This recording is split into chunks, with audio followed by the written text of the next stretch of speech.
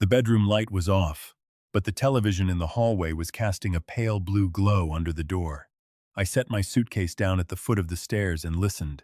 The house was completely silent except for a sound I couldn't immediately place, a low, rhythmic scraping coming from somewhere above me. I climbed the stairs slowly, still wearing my coat, still carrying my briefcase, and when I reached the landing, I realized the sound was coming from my home office.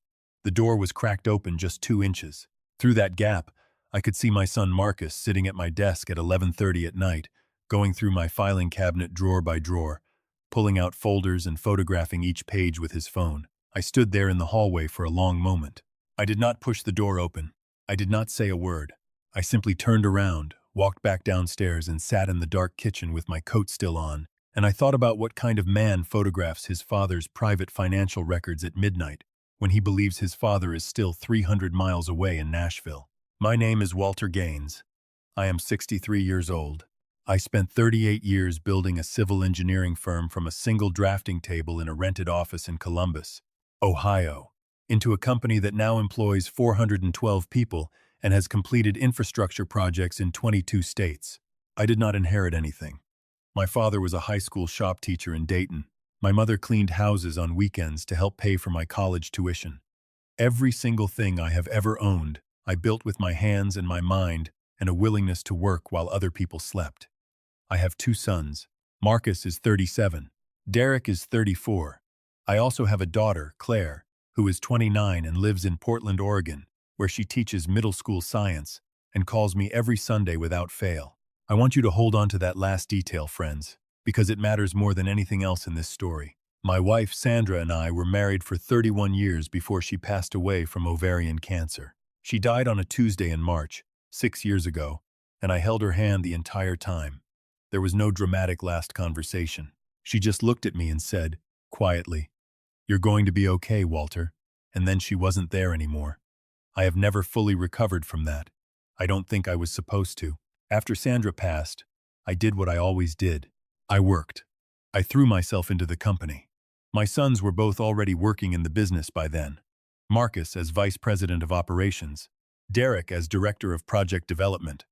I had brought them in deliberately, groomed them carefully, taught them everything I knew. I believed, in the way that fathers believe things without ever truly examining them, that what I was building would become theirs, and that this was the most loving thing I could do. I remarried 18 months ago. Her name is Renata.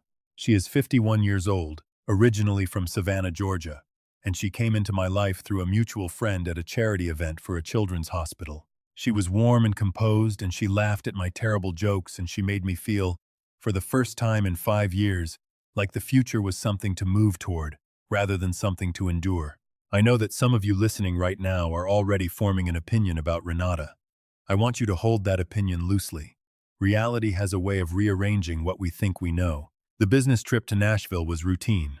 We had a state transportation contract review that required my presence for 2 days. I have made that drive 100 times.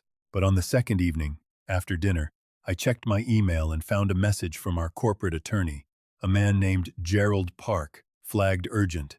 The message said simply, "Walter, call me before you make any decisions about the estate restructuring documents. There are things you need to know." I didn't understand what estate restructuring documents he was referring to. I had not initiated any estate restructuring. I had not signed anything. I hadn't even discussed changing my estate plan with anyone since Sandra died. I called Gerald immediately, but it went to voicemail. I sent a reply email. I spent the rest of that evening pacing my hotel room, and by 7 the next morning I had decided to drive home a day early without telling anyone. I want you to understand something, friends. I did not suspect my sons at that point. Not specifically. Not consciously. I was simply uneasy in the way that a man who has spent 4 decades making careful decisions becomes uneasy when something doesn't add up. It was instinct, not accusation. But instinct, in my experience, is almost never wrong. When I pulled into my own driveway at 11:15 that night, every light in the house was off except for the faint blue glow I could see from the upstairs hallway. I sat in my car in the garage for a moment. There was a second car parked outside that I recognized as Marcus's wife's car, a gray Audi that belonged to Diane, which meant Marcus was home, which meant Marcus had driven 40 minutes from his house in Dublin to be at my house on a Tuesday night while I was supposed to be in Nashville. That was the moment the uneasiness became something colder. I went inside. I heard the scraping from upstairs. I climbed the stairs. I saw what I saw through that 2-inch gap in my office door. And then I went back downstairs and sat in the dark, and I did something that I believe was the most important decision I made in this entire terrible chapter of my life. I decided to say nothing. Not yet. I made noise when I came back in the second time. I turned on the kitchen light and called out that I was home, that the Nashville meeting had ended early, that I was exhausted and going to bed. I heard shuffling upstairs, the sound of a drawer being closed, and then Marcus appeared at the top of the stairs looking perfectly normal and reasonably surprised to see me, and he said, "Dad, hey!" Diane and I were in the area. I wanted to grab some documents for the Riverside project. I let myself in with my key. "Hope that's okay," I said. Of course it was okay. I said I was glad he stopped by. I told him Diane should stay for breakfast if they weren't heading back tonight. He said no. They were heading out, and 20 minutes later, they were gone. I waited until I heard his car pull out of the driveway. Then I went upstairs to my office, and I stood in the doorway, and I looked at my filing cabinet, and I counted the folders sitting on top of the desk that he had not had time to put back in the drawer. There were 9 of them. Every single one of them was related to my estate. Gerald Park called me the next morning at 8:15. What he told me in the next 40 minutes rearranged every assumption I had been carrying for the past 2 years. 6 weeks earlier, someone had contacted Gerald's office using my email address, requesting information about initiating a voluntary legal guardianship transfer for estate management purposes due to early-stage cognitive decline. The request used my full legal name, my social security number, my account numbers. It was detailed and specific. Gerald had not responded immediately because something felt wrong to him. He told me he had known me for 19 years and the writing didn't sound like me, but he had not yet called because he was waiting to see if a follow-up came. The follow-up had come 3 days ago. It was a signed document. Or rather, it was a document with what appeared to be my signature. It was not my signature. I had signed nothing, but it was close enough, Gerald said, that without comparison analysis it would pass. The document proposed transferring primary authority over my estate decisions to Marcus and Derek jointly, citing a medical evaluation that I had allegedly undergone at a clinic in Akron, confirming early cognitive impairment. I had never been to that clinic. I had never had that evaluation. I was 63 years old, and as sharp as I had ever been, I asked Gerald to send me everything he had received. And then I asked him not to respond to anyone, not to file anything, not to acknowledge any of this to any party until I told him otherwise. He agreed without hesitation. He also said, quietly, before we hung up, "Walter, I have to tell you the authorization request included a directive to remove your wife, Renata, from the revised estate documents entirely." I sat with that for a long time after we hung up. Here is what I knew at this point. My sons had forged my signature on legal documents intended to give them control of my estate.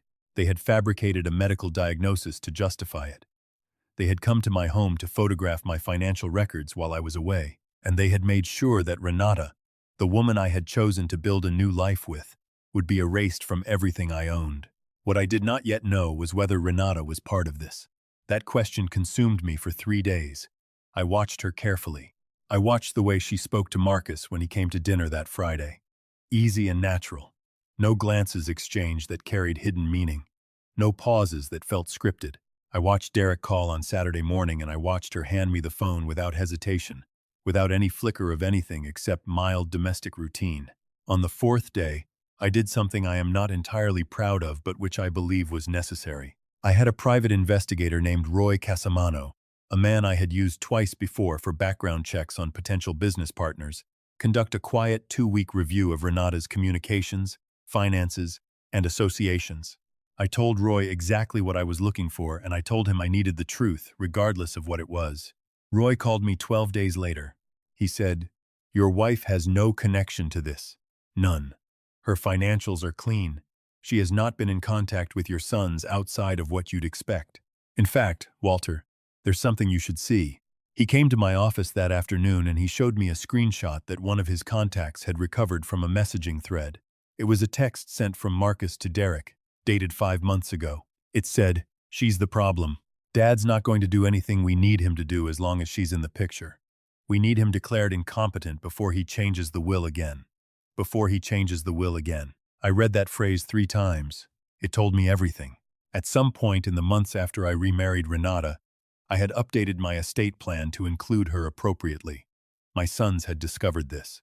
And rather than accept it, rather than come to me like men and have an honest conversation, they had decided to have me legally declared incompetent and remove her entirely so that they could inherit everything, every dollar, every asset, every piece of the company I had bled to build, without interference. I want to pause here, friends, and speak to you directly for a moment. I know some of you have children. I know some of you have sacrificed in ways that no one around you fully sees. The missed weekends and the early mornings and the decisions you made not for yourself but for the people whose faces you would do anything to protect. I know that ache, and I want you to understand that when I sat in my office that afternoon with Roy's folder in my hands, the thing that hurt most was not the money. It was the specific, surgical coldness of what they had planned. They had not acted in a moment of anger. They had planned this over months, calmly, methodically.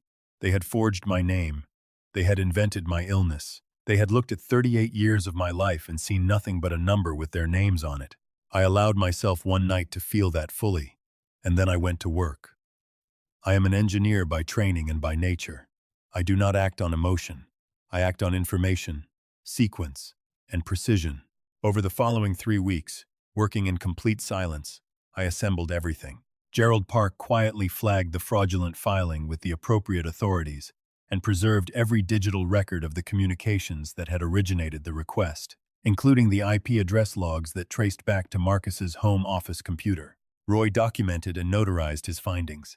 I hired a forensic document analyst who confirmed within 10 days that the signature on the guardianship transfer document was a forgery, specifically a high-quality tracing of my actual signature lifted from a notarized document I had signed 2 years earlier, which had been on file in my own filing cabinet, the filing cabinet that Marcus had photographed 3 weeks ago. I also spoke to Renata. I told her everything. I sat with her at the kitchen table on a Sunday evening, and I laid it all out, every piece of it, from the email to Gerald to the text message Roy had recovered.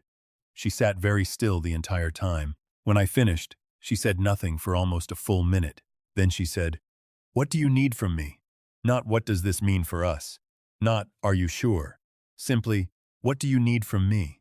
I want you to know, friends, that in that moment, I understood completely why Sandra had loved me enough to tell me I would be okay. Because she had known that eventually I would find someone whose first instinct was also to stand and face things, rather than run from them. There was one more piece I needed. Marcus and Derek both held minority equity stakes in the company, not controlling shares, but significant ones, representing ownership they had earned over years of genuine work before all of this happened. I had no desire to destroy them financially beyond what their actions merited. What I wanted was accountability, clear, documented, irrefutable accountability, and a restructuring that protected the company, protected Renata, and protected Claire, who had done nothing wrong and deserved to be shielded from what was coming. I scheduled a board meeting. I sent the notice to all members, including Marcus and Derek. The agenda listed a single item: quarterly operations review, completely routine. Marcus confirmed attendance by email within an hour.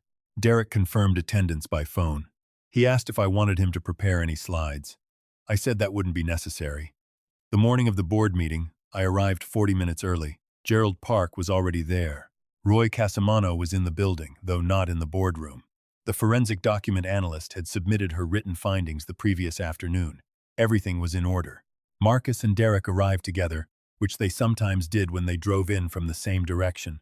They were talking when they came through the door, easy and relaxed, and Marcus was carrying coffee in a paper cup, and Derek had his laptop bag over his shoulder.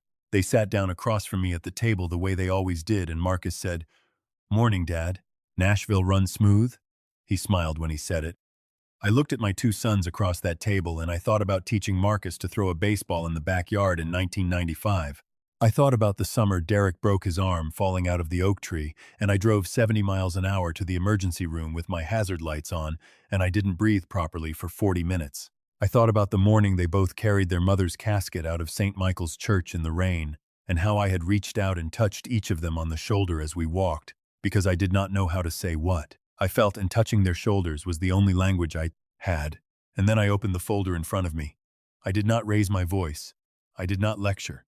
I placed the documents on the table one at a time, slowly and in order, the way I have presented engineering findings my entire professional life.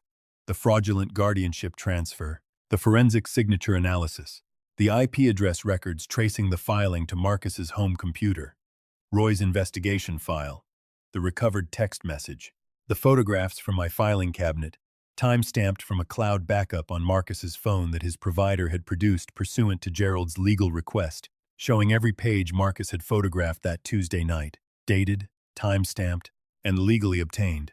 Marcus stopped smiling approximately 30 seconds in. Derek went very pale. Neither of them said a word for a long time. The only sound in that room was Gerald Park's pen clicking quietly against his notepad. When I was done presenting, I said, "I want you both to understand something. Everything you are looking at has already been reviewed by the Columbus District Attorney's Office. They will be making their own determinations in the coming weeks. This meeting is not about whether you are held accountable. That is already in motion and is no longer in my hands. This meeting is about the company." I then presented the restructuring documents that Gerald and I had prepared. Marcus and Derek's equity stakes would be purchased out at fair market value. They would be removed from all officer and director positions effective immediately. Their employment agreements would be terminated with the severance terms specified in their original contracts. In exchange for cooperation with the legal process and a signed acknowledgement of their actions, I would not pursue additional civil litigation beyond what the DA's office initiated. The company would continue. The employees would be protected. 412 people would still have their jobs. Marcus said, very quietly, "Dad, I want to explain," and I held up one hand and I said, "Not today, Marcus," and that was the last thing I said to either of them in that room. What followed in the legal process I will not walk through in full detail because it is still partially ongoing. What I will tell you is that both Marcus and Derek entered into agreements with the district attorney that resulted in guilty pleas to charges of forgery and financial fraud. Marcus received 18 months, of which he will serve 9 before eligibility for supervised release. Derek received 12 months probation given his secondary role in the scheme and his full cooperation once the evidence was laid before him. The woman at the Akron clinic who falsified the cognitive evaluation documents was charged separately and has lost her medical license. Renata and I updated our estate documents 3 weeks after the board meeting. Our attorney, whom we chose specifically because she had no prior relationship with anyone in my family, walked us through everything line by line. Renata is provided for. Claire, who cried for a full hour when I called her to explain everything and then said, "Dad, I'm so sorry you went through this alone," is included meaningfully. A scholarship fund in Sandra's name at Ohio State, where I went to school, has been established as well. The company has a new vice president of operations, a woman named Patricia Osei, who has worked for the firm for 16 years and is frankly better at the job than Marcus ever was. Derek's position has been filled by an internal promotion that 3 people on staff told me was long overdue. The company is fine. The company is more than fine. There is a moment I want to leave you with, friends, before I close. About 6 weeks after the board meeting, I was sitting in my backyard on a Saturday morning. It was October. Cold enough for a jacket, but still clear and bright. Renata brought me coffee and sat with me for a few minutes, and then went inside to do something I can no longer remember. And I sat there by myself in the yard of the house I have owned for 22 years, the yard where I taught 2 boys to catch and throw and ride bikes, and where I buried their mother's ashes beneath the oak tree at her request. And I felt something that I have been trying to name correctly ever since. It wasn't peace exactly. It wasn't happiness. It was something more like clarity. The feeling of having looked at something completely without flinching and having dealt with it honestly and having come through it still standing, still whole, still recognizably myself. I have given my life to building things. I have built a company and a family and a marriage and a second chance at something I didn't know I still deserved. Some of those things held, some of them didn't. And sitting in that yard that October morning, I understood for the first time that the things that hold are the only ones that were ever truly yours. I am 63 years old. I do not sleep as well as I once did. My right knee aches when the weather changes.